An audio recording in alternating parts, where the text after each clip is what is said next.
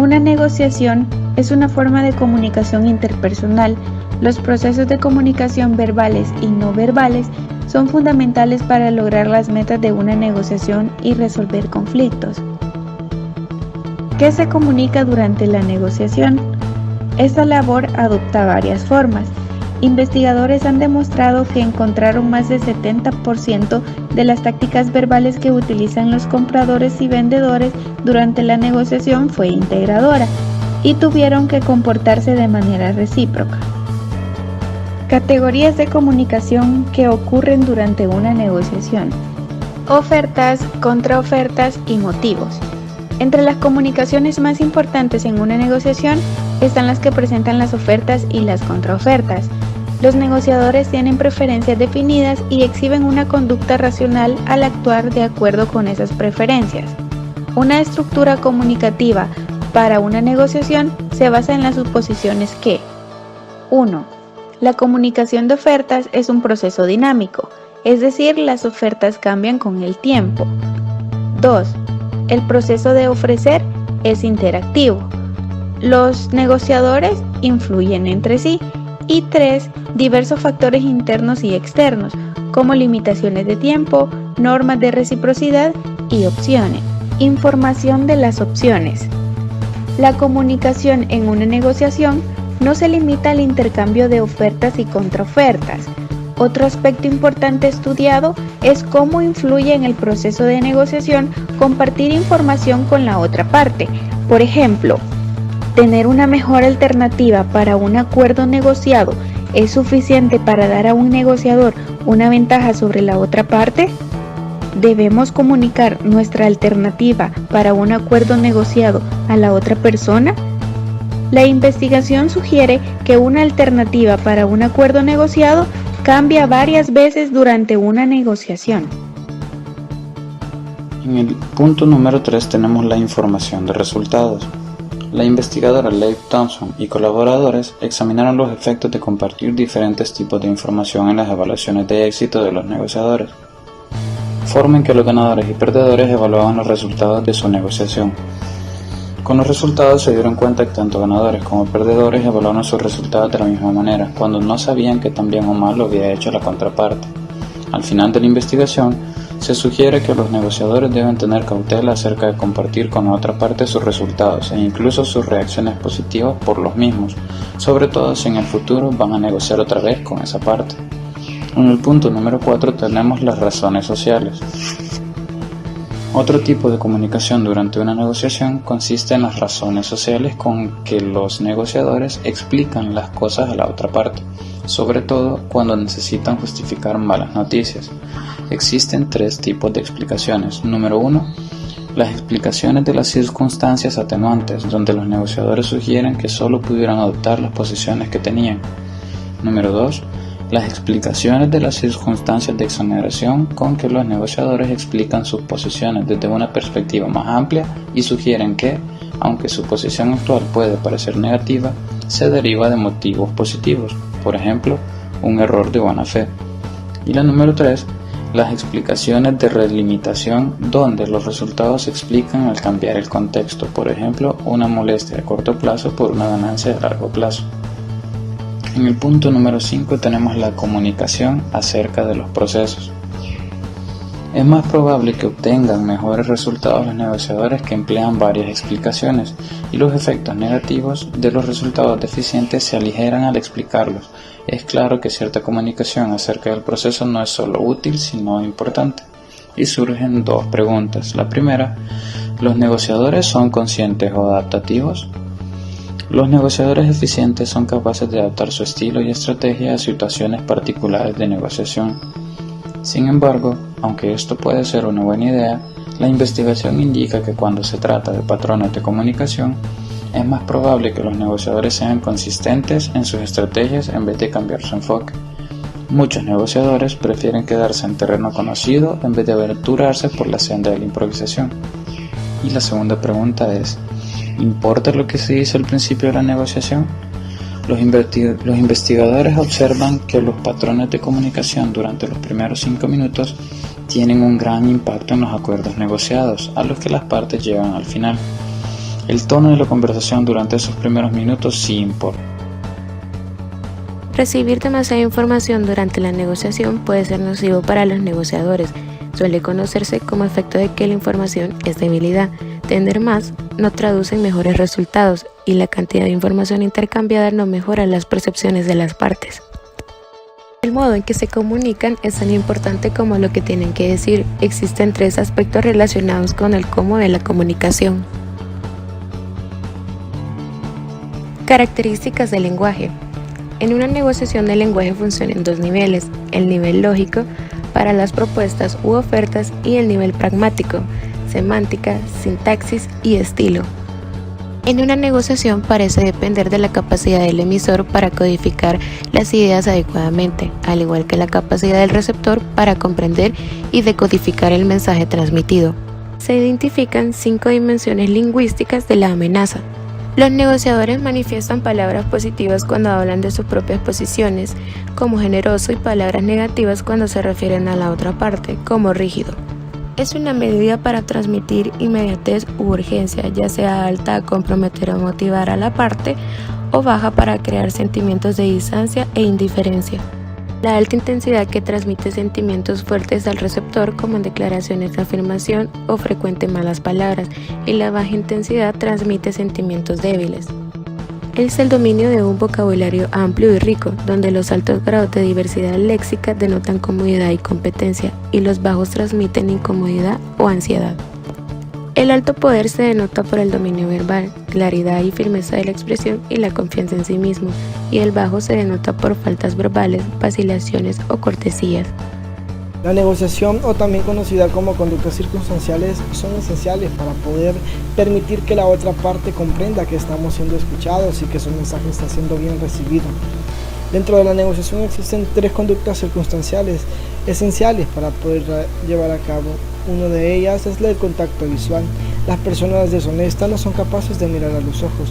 Es por eso que es necesario poder prestar con mucha atención y fijar nuestra mirada a la hora de negociar. El segundo es el ajuste de la postura corporal. La postura del cuerpo nos indica si uno está poniendo atención o no. Para que las personas confirmen que estamos atentos, es necesario mantener un cuerpo erguido, inclinarse un poco hacia adelante y encararse directamente con la otra persona. Una conducta circunstancial en postura que es negativa sería cruzar los brazos, inclinar la cabeza, arrugar la frente, unir las cejas. Son una señal fuerte de que no estamos prestando atención. Y el tercero de ellos es el estimule o desapruebe de la manera no verbal en que se dicen las cosas. Un breve contacto visual o una sonrisa, una inclinación de la cabeza son señales de aliento.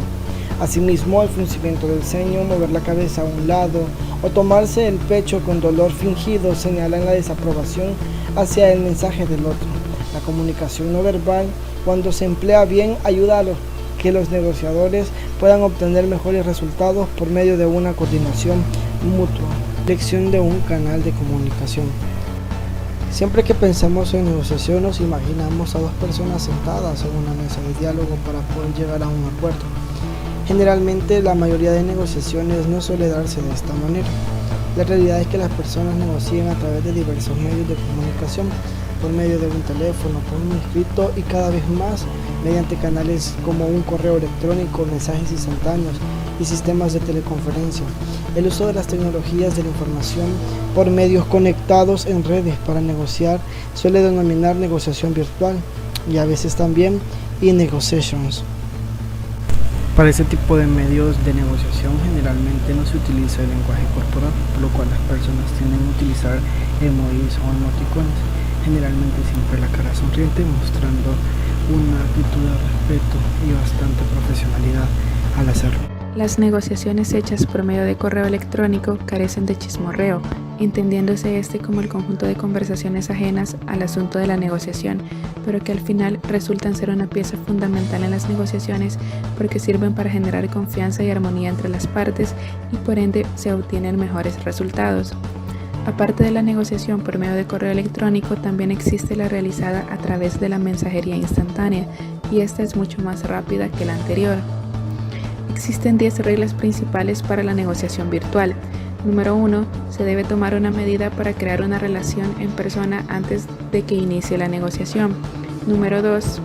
Hay que ser explícito acerca del proceso normativo que se seguirá en la negociación. Número 3. En caso de que hayan varias personas en la negociación, todas deben estar sabedoras quiénes están y por qué están ahí. Número 4. Se debe seleccionar el canal más factible y que proporcione los mejores resultados en el menor tiempo posible. Número 5. Las expresiones deben mencionarse de manera explícita para que todos sepan de qué trata y lo que significan sin necesidad de encenderse. Número 6. No es obligatorio hablar por turnos, pero sí es recomendable hablar cuando los demás no sepan qué decir. Número 7. Se deben comprobar las suposiciones mediante preguntas de los intereses, ofertas o propuestas de la otra parte. Número 8. No se deben realizar compromisos que puedan usarse en su contra, ni aprovecharse de lo que los demás dicen. Para ello debe analizarse y aclararse todo lo escrito. Número 9. Aunque sea fácil emplear tácticas poco éticas, no hay que dejarse llevar por la tentación, ya que las consecuencias pueden ser muy graves y todo queda guardado. Número 10. Debido a que no todos los estilos funcionan bien en todos los ambientes, es recomendable desarrollar un estilo de negociación personal que se pueda fácilmente ajustar al canal de comunicación que se vaya a utilizar para realizar la negociación. Formular preguntas. Es necesario formular ciertas preguntas para mantener protegida la información entre los negociadores. Estas preguntas son divididas en dos categorías básicas: preguntas manejables y preguntas inmanejables. Entre algunas preguntas manejables se encuentran las abiertas, preguntas que nos permiten obtener detalles más profundos en las respuestas. Así como esta pregunta, hay más, de igual forma enfocadas en generar atención y obtener información, así como lo son las preguntas libres, preguntas moderadas, las preguntas planificadas, directivas, entre otras. Por otro lado, se tienen las preguntas inmanejables, las cuales llegan a provocar dificultades y llegan a generar actitudes defensivas en la otra parte. Entre estas preguntas se encuentran las cerradas, las preguntas por impulso, las engañosas, cargadas, candentes y las preguntas engañosas de reflejo. Por otra parte, los negociadores también proponen preguntas para controlar las negociaciones complicadas. Es por esto que existen preguntas que ayudan a manejar esas posturas, denominadas preguntas para situaciones difíciles. Con estas preguntas se pretende solucionar tácticas de ofertas bajas y altas, indecisión entre aceptar o rechazar propuestas, intentos por presionar, controlar o manipular, entre otras situaciones difíciles. Escuchar. Con el fin de comunicarnos de manera efectiva, tenemos que ser capaces de escuchar e identificar lo que la otra persona está tratando de informarnos, sin que ésta se ponga a la defensiva. Es por esto que existen tres formas principales de escucha: la escucha pasiva, el reconocimiento y la escucha activa. Invertir funciones. La inversión de funciones es la que permite a los negociadores comprender exactamente la posición de la otra parte. Invertir funciones en el sentido de que nos pongamos en los zapatos de la otra persona. Al hacerlo, comprendemos por qué están tomando esas decisiones o a qué se deben sus puntos de vista en el debate. Es muy importante en la negociación invertir funciones cuando las cosas no van bien, es decir, que las partes no han llegado a un acuerdo por la diferencia de ideas, para lograr un acuerdo que nos ayudará a acercarnos a las conclusiones. Pero llegar a estas conclusiones implica tomar decisiones, ya que no siempre el resultado de una negociación será el que las partes quieran, lo que nos permite obtener una experiencia para que en futuras negociaciones no cometamos los mismos errores. La comunicación es sumamente importante cuando se acerca el final de la negociación. Algunas cosas que debemos tomar en cuenta son: reconocer cuando debemos mantener silencio, no revelar información importante si no es necesario, abstenerse de emitir comentarios tontos que provoquen que la otra parte se aleje de la negociación que estaba a punto de apoyar. Y es muy importante ignorar comentarios o distraerse cuando la negociación está a punto de finalizar.